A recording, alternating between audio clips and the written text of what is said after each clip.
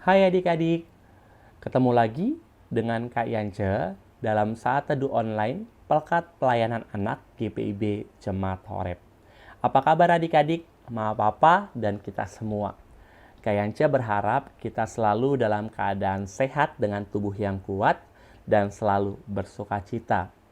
Nah, saat ini kita akan bersama-sama bersaat teduh, tapi dipastikan dulu kalau kita sudah memegang dan menyiapkan Alkitab kita untuk kita bersaat teduh. Yuk, kita berdoa sebelum kita bersaat teduh. Kita berdoa. Tuhan Yesus yang baik, kami datang padamu. Saat ini kami merendahkan diri kami di hadapan Tuhan karena kami ingin membaca dan merenungkan firman Tuhan. Biarlah hikmat pengertian yang datang daripada Tuhan boleh memampukan kami untuk dapat mengerti dan memahami firman Tuhan yang akan kami baca dan kami dengarkan, serta kami renungkan.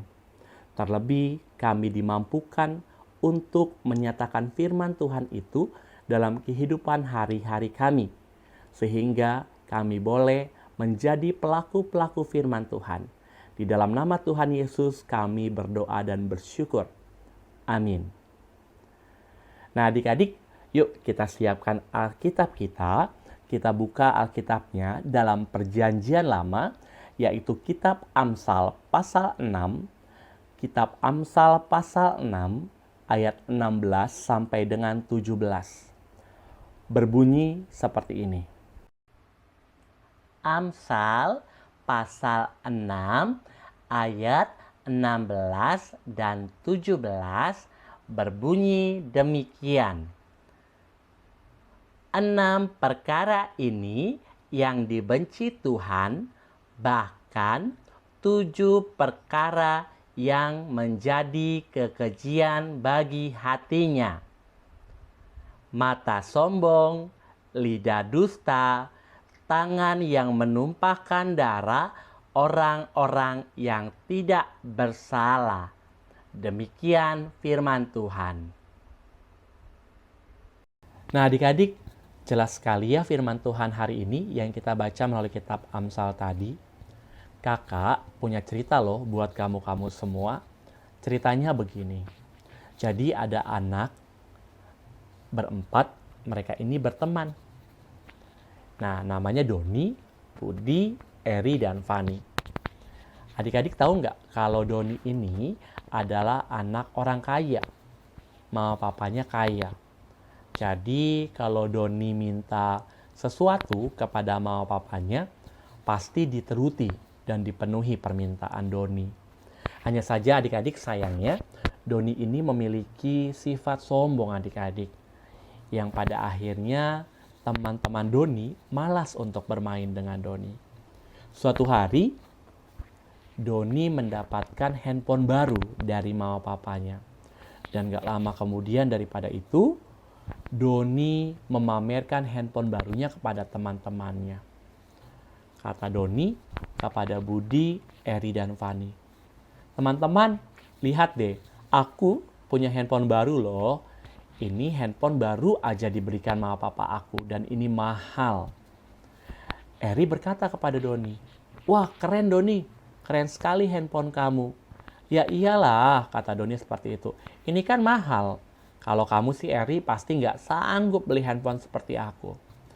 Lalu Fani mendekati Doni adik-adik dan berkata, Don, boleh nggak aku pinjam dan lihat handphone kamu? Doni berkata dengan ketusnya kepada Fani seperti ini. Apaan? Mau pinjam? Mau lihat? Mau pegang? Nanti kalau rusak bagaimana? Emang kamu bisa ganti? Lalu Budi berkata kepada Doni, astaga Doni, kok kamu jadi sombong? Kata Doni kepada teman-temannya. Ya iyalah, kalian kan gak punya handphone seperti aku. Kalau Fani pegang nanti, rusak bagaimana? Emang kamu bisa dan kamu mampu ganti handphone seperti aku? Pasti gak mampu kan? Lalu Budi berkata kepada teman-temannya, Doni, kok kamu menjadi anak yang sombong sih? Ya udah, Eri, Fani, bagaimana kalau kita pulang aja yuk? Nah adik-adik, dari cerita tadi, Tuhan mau mengajarkan kita bahwa apa yang kita terima dari Tuhan itu karena Tuhan sayang kepada adik-adik, kepada mama papa, dan kepada kakak, dan kita semua. Tuhan mau ketika kita menerima pemberian Tuhan, kita harus bersyukur kepada Tuhan karena kebaikan dan kasih sayang Tuhan. Jangan seperti Doni, menjadi anak yang sombong. Nah, adik-adik tahu nggak arti kata sombong?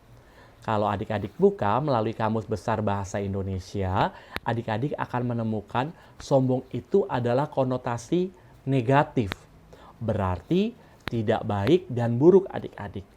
Sombong artinya menganggap diri sendiri lebih tinggi dari orang lain. Menganggap orang lain tidak mampu, menganggap orang lain tidak sanggup, bahkan meremehkan orang lain.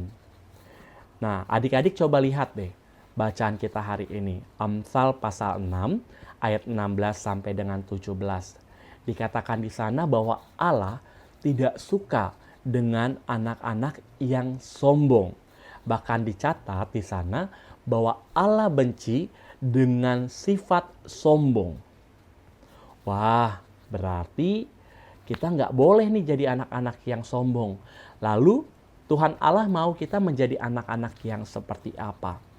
Nah, sebagai anak-anak Tuhan, kita harus menjadi anak-anak yang rendah hati. Rendah hati itu apa sih, Kak? Adik-adik coba deh. Adik-adik buka melalui Kamus Besar Bahasa Indonesia. Rendah hati itu tidak sombong, tidak angkuh. Berarti kebalikan dari kata sombong. Nah, adik-adik, kalau kita memiliki sifat yang rendah hati, berarti kita menyadari bahwa kita sebagai manusia, sebagai anak-anak Allah, kita masih memiliki kelemahan dan kekurangan. Dan yang kedua, berarti kita masih membutuhkan orang lain dalam hidup kita. Lalu Kak, bagaimana nih kita bisa memiliki rasa atau memiliki sifat rendah hati? Yang pertama, kita harus belajar mengandalkan Tuhan dalam setiap apapun yang kita lakukan.